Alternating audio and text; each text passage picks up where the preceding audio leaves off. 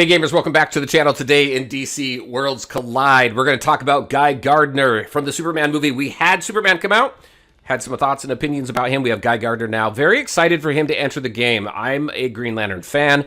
That's my favorite series in all of DC Universe. So I'm very excited for him to get into this game and take a look at his kit. I did get him a little bit early, so I was doing some testing. Got him from the early access. We'll talk about that as well. He's an interesting character. I think we'll have a fun conversation here, so let's get into it.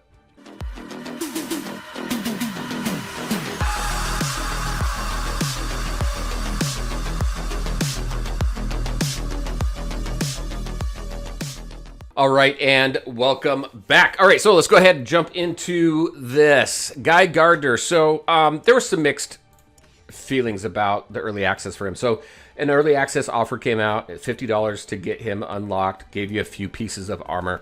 I think that's a little high, in my opinion, especially for an epic, not a legendary.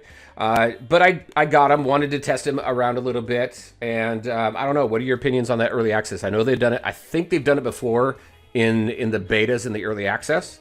Interesting character. I love the variety in his attacks. So let's go ahead, jump into here, take a look at his skills here.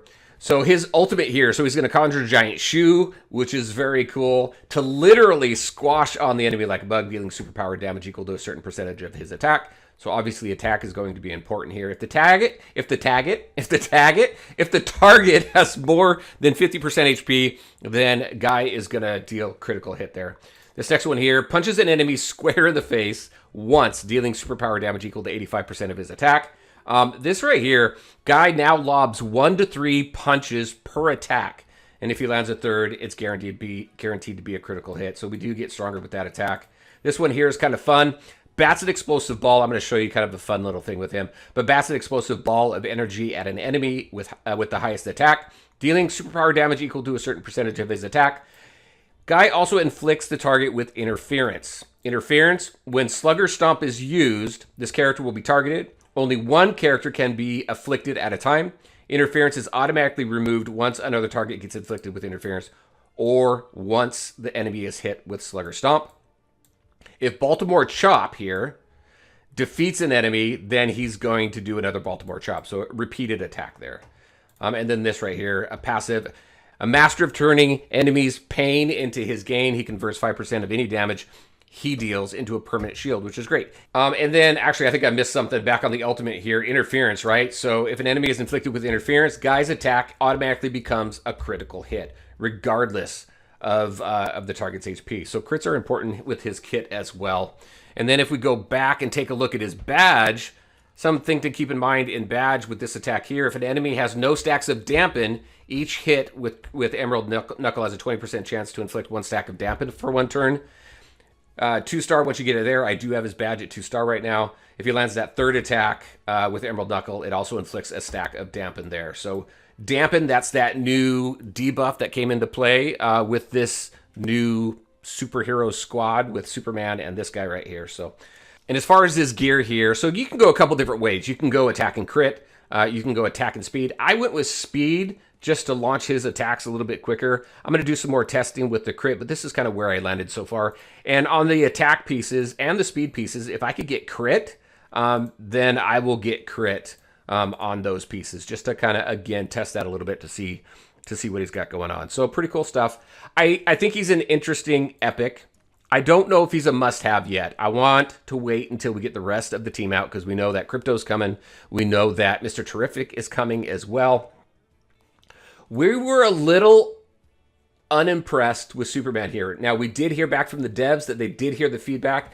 They took the feedback in that we were not entirely happy with the way that he turned out. So they are taking a look at him and his kit and seeing how they can improve him. So they did already come back with that, which I think is cool. That's very positive to have a dev team come back with something so quickly about a possible change that they're going to make. So I thought that was pretty cool. Let me show you something here with Guy Gardner. I saw this. Someone posted this on from a Reddit link.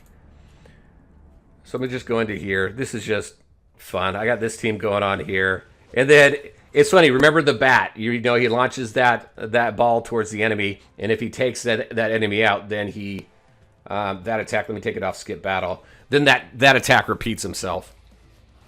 It's just fun. I've got him at the 3 red stars, as you saw. So he's going to take out the enemies, and he's just going to keep going. The cool thing here on this is if you take a look at the top right here, 1 of 15. Since it's just him taking out these enemies one by one, it doesn't tick up the turn meter because you may or may not know once you hit 15, that's the end of it, right? So because he can do this for a period of time, and the stronger that he is and the more damage that he does, the more waves he's going to be able to go through, may set you up to do more damage in this stage than if you were to play it with a different hero, or even if you play it on skip. I don't know how that comes into play with skip, to be honest with you. But I don't know. I think this is pretty interesting. It actually goes for a while until the rest of the team kind of just starts to help because Guy Gardner can't take anybody out. So there you go. Those are my thoughts. That's Guy Gardner. I think when it comes to game modes, there's still some testing that needs to be done because we don't have the whole team out.